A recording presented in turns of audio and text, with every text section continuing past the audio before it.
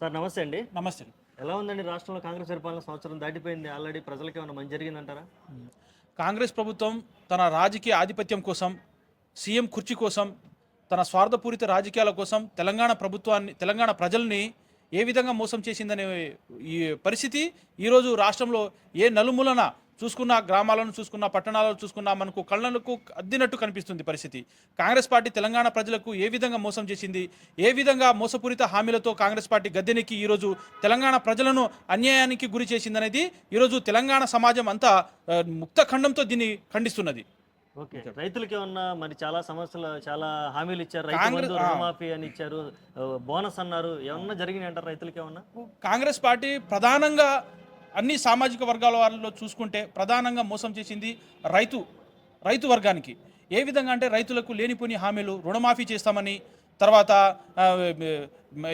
భరోసా పథకాలు ఇస్తామని, రైతు బంధు ప్రకటిస్తామని, దానికి ఇంతకుముందు 10,000 ఉన్న దానికి 16,000 చేస్తామని, ఆ విధంగా రకరకాల మోసపూరిత హామీలతో గద్దెనెక్కిన కాంగ్రెస్ పార్టీ ఈరోజు అంటే వాళ్ళకి మినిమం పరిపాలన అవగాహన లేకపోవడం వల్ల చేతులు ఎత్తేసిన పరిస్థితి కనిపిస్తున్నది మన తెలంగాణ రాష్ట్రంలో. మాది రైతు పరిపాలన, రైతు రాజ్యం తీసుకొస్తాము, మా కాంగ్రెస్ అంటేనే అసలు రైతుల పక్షపాతం అని చెప్పారు కదా. ఆ రోజు ఎలక్షన్స్ కి ముందు రేవంత్ రెడ్డి గారు ఏమని మాట ఇచ్చారు రైతులకి?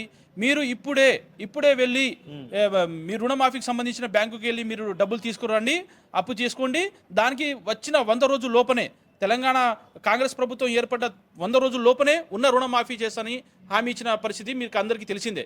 తర్వాత ప్రభుత్వం ఏర్పడ్డ తర్వాత ఏ విధంగా ఒక్కొక్కటి ఎక్స్టెండ్ చేసుకుంటూ మాకు ఇది అడ్డంగా ఉన్నది, అది అడ్డంగా ఉన్నది, మేము లంకె బిందెలు కనబడతాయేమో అనుకున్నాము, లంకె బిందెల కోసం వచ్చినాము, ఆ విధంగా స్వయాన ముఖ్యమంత్రి గారే రైతులకు మోసపూరిత హామీలు ఇచ్చి తప్పించుకున్న పరిస్థితి కనిపిస్తున్నది ఈరోజు.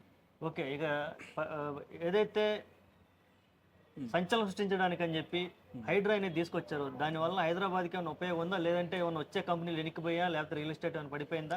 లేదంటే హైడ్రా వల్ల నిజంగానే గవర్నమెంట్కి అటు ప్రజలకి ఏమైనా ఉపయోగం ఉందా? ఇప్పుడు కాంగ్రెస్ ప్రభుత్వం ఏర్పడి దాదాపు 14 నెలలు పూర్తి కావస్తుంది. ఈ 14 నెలలలో కాంగ్రెస్ ప్రభుత్వం ఏ విధంగా ప్రజలను డైవర్ట్ చేస్తుందంటే నెలకొకటి తీసుకురావాలి, ఏదో ఒకటి హైప్ని క్రియేట్ చేయాలి, ప్రజల యొక్క దృష్టిని మార్చాలి, ఆ విధంగా రోజుకి పబ్బం గడుపుకోవాలి. ఆ విధంగా ఇప్పుడు రాబోయే సర్పంచ్ ఎలక్షన్స్ ఉన్నాయి. సర్పంచ్ ఎలక్షన్ ముందులో కూడా ఏదో సర్వే అని, ఇందిరమ్మ భరోసా పథకాలని, ఇందిరమ్మ ఇల్లు అని రకరకాలుగా ఊహాగానాలు బయటకు తీసుకొస్తుంది.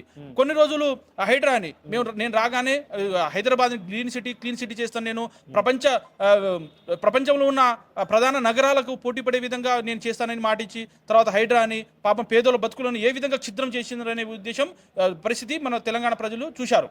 ఆ తర్వాత ఇంకా అల్లు అర్జున్ ఇదని, తర్వాత మా గౌరవ మాజీ మంత్రివర్యులు బీఆర్ఎస్ పార్టీ వరకు కేటీఆర్ గారిని రకరకాల ఆరోపణలు తీసుకొచ్చి ఆయన అరెస్ట్ చేస్తామని, ఆ విధంగా నెలకొకటి తీసుకురావాలి. ఇప్పుడు ఈ ప్రజెంట్ ఈ నెలలో ఏం నడుస్తుంది కాంగ్రెస్ పార్టీది ఏంటంటే ఇందిరమ్మ ఇల్లులు, వైట్ రేషన్ కార్డులు, అలా ఇందిరమ్మ భరోసా పథకాలు, మేము అన్ని పథకాలు మేము తయారు చేసేస్తున్నాం, గ్రామ సభలు పెడుతున్నామని ఈ నెల నడుస్తుంది. తర్వాత వచ్చే నెల ఏముంటుంది అనేది అది మనం గ్రహించలేకపోతున్నాం.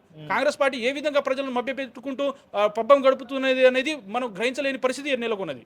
ఓకే. కేటీఆర్ గారిని వాంటెడ్గా కుట్ర చేసి ఆయన నిరికిచ్చి ఆయన్ని అరెస్ట్ చేసి అంటే ఏం చేయాలనుకుంటున్నారు? ఏమైనా ప్రతీకారం తీర్చుకునే పరిస్థితి ఏమైనా కనిపిస్తుందంటారు రాష్ట్రంలో? ఇప్పుడు మనకు మన తెలంగాణ సమాజంతో పాటు మీడియా కూడా ఉన్నది. మీడియా కూడా రోజు చూస్తూనే ఉన్నది. ఒక 2 నెలల కింద ఏ విధంగా మా రామన్నని జైల్లో ఇరికించడానికి లేనిపోని ఆరోపణలు ఏ విధంగా చేశారు, తర్వాత 2 సార్లు ఒక ఈడీ మీటింగ్ అని, తర్వాత ఏసీబీ ఎంక్వైరీకి అని, విచారణకని పిలిపించారు. ఆ విచారణ తర్వాత ఏమైనా జరిగిందా? ఏం లేదు. అంటే ప్రజల్లో లేనిపోని అపోహాలు సృష్టించి డైవర్షన్ పాలిటిక్స్ అంటారు దీన్ని. ఆ విధంగా ఇప్పుడు నిజంగా అక్కడ తప్పు జరిగి ఉంటే ఈ పాటికి ఏదో ఒకటి చిన్న నివేదికైనా రావాలి కదా. ఏసీబీ అయినా బయటకు వచ్చి మీడియా ముందుకు వచ్చి ఈ విధంగా తప్పు జరిగిందని చెప్పాలి కదా.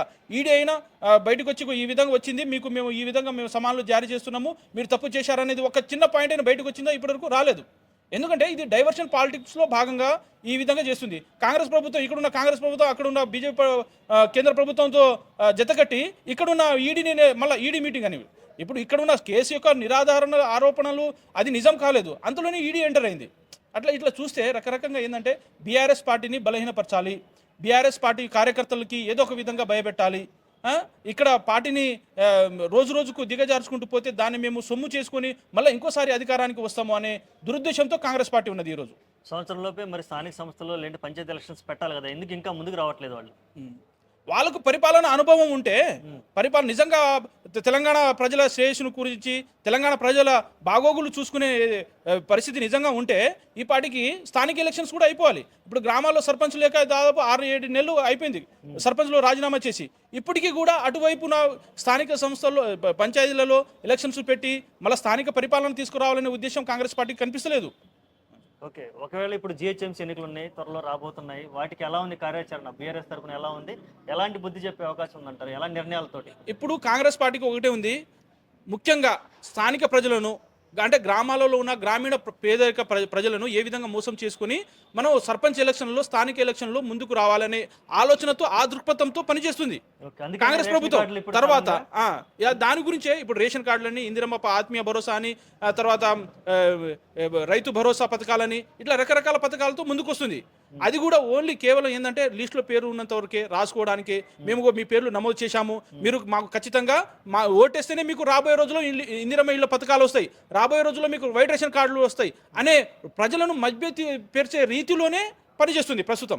తర్వాత మీరు చెప్పినట్టు ఇప్పుడు జిహెచ్ఎంసీ ఎలక్షన్ల గురించి ఆలోచన చేస్తే ఇప్పుడు హైడ్రా అనేది అటర్ ఫ్లాప్ అయిపోయింది, హైడ్రా అనేది ఫెయిల్ అయిపోయింది. ఇప్పుడు హైడ్రా అయిపోయిన తర్వాత నెక్స్ట్ ఏదో ఒకటి క్రియేట్ చేయాలి సిటీలో మేము ఏదో చేసేస్తున్నాం, రాబోయే రోజుల్లో హైదరాబాద్ని సింగపూర్ లాగా డల్లాస్ లాగా ఏదో చేయబోతున్నామని మళ్ళీ ఇక్కడ ఉన్న హైదరాబాద్ ప్రజలలో ఏదో ఒక లేనిపోని హోప్స్ అని క్రియేట్ చేస్తాయి. ఆ క్రియేట్ చేసి మళ్ళీ జిహెచ్ఎంసీ ఎలక్షన్కి పోతుంది. అంటే ఇప్పుడు స్థానికంగా సర్పంచ్ ఎలక్షన్ల తర్వాత కూడా జరిగేది కూడా ఏం లేదు తెలంగాణ ప్రజలకి. తర్వాత రాబోయే జిహెచ్ఎంసీ ఎలక్షన్ల తర్వాత కూడా తెలంగాణ ప్రజలకి జరిగేది కూడా ఏముండదు. ఇది అంత కాలయాపన మాత్రమే. ఒక సంవత్సరంలో దాదాపు 30 సార్లు ఢిల్లీ పర్యటన చేసిన ముఖ్యమంత్రిగా చరిత్రలో నిలిచిపోయారు రేవంత్ రెడ్డి గారు. ఏమైనా తెలంగాణ రాష్ట్రానికి ఏమైనా ఉపయోగం ఉందంటారా 30 సార్లు ఢిల్లీ పర్యటనలో? అందుకే మా బీఆర్ఎస్ పార్టీ, మా గౌరవ మాజీ ముఖ్యమంత్రి వర్యులు బీఆర్ఎస్ పార్టీ అధినేత కేసీఆర్ గారు, మా వర్కింగ్ ప్రెసిడెంట్ కేటీఆర్ గారు కూడా తెలంగాణ ప్రజలకు ముందు నుంచే జాగృతం చేసుకుంటూ వచ్చారు. ఏంటంటే మీరు కాంగ్రెస్ పార్టీకి ఓటేస్తే రేపు ఢిల్లీ రాజకీయాలకు తలగొక్కినట్టు ఉంటుంది, మన స్వరాష్ట్రంలో మన పార్టీ మనం అనే ఒక ఉద్దేశంతో పనిచేస్తామని ఇంతకుముందు పిలిపించారు. అయినా ప్రజలు మాట వినకుండా ఢిల్లీ పార్టీకి, కాంగ్రెస్ పార్టీకి ఓటేశారు. ఈ కాంగ్రెస్ పార్టీ అంటేనే ఇప్పుడు అక్కడ వాళ్ళ హెడ్ ఆఫీస్ ఢిల్లీలో ఉంటుంది, వాళ్ళ సోనియా గాంధీ, రాహుల్ గాంధీ గారు ఢిల్లీలో ఉంటారు. వాళ్ళు ఇక్కడ నుంచి అక్కడ వెళ్ళి ఏదో ఒకటి చెప్తేనే కానీ పని జరిగే అవకాశాలు కనిపిస్తలేదు. అందుకనే ఈయన రోజు అంటే ఇప్పుడు వారానికి ఒకసారి, నెలకు 4-5 సార్లు అట్లా ఢిల్లీ వెళ్ళి రావడం అనేది కామన్ అయిపోయింది. కానీ ఇప్పుడు గెలిచింది, ఓటేసింది ఎవరు? ఢిల్లీ ప్రజలు కాదు, ఢిల్లీ నుంచి ఎవరు కాదు కదా ఓటేసి. ఇక్కడ నుంచి మా తెలంగాణ ప్రజలు ఇక్కడ నుంచి ఓటేసి ఇక్కడ తెలంగాణ ముఖ్యమంత్రి ఉండాలి, తెలంగాణ మంత్రులు ఉండాలనే ఉద్దేశంతో ఒకసారి చూద్దామనే ఆలోచనతో తెలంగాణ ప్రజలు ఓటేస్తే వీరేమో ఆ కాంగ్రెస్ పార్టీ అధినాయకత్వానికి తొలగి అక్కడ నుంచి ప్రతి ఒక్క చిన్న పని జరగాలన్నా అక్కడ నుంచి పర్మిషన్ తీసుకుంటూ వెళ్తున్నారు. ఇది కూడా తెలంగాణ ప్రజలు గమనిస్తున్నారు. రాబోయే రోజుల్లో వీళ్ళని ఏ విధంగా బుద్ధి చెప్పాలనే ఉద్దేశంతోనే ఉన్నారు. ఓకే అండి, థ్యాంక్ యూ.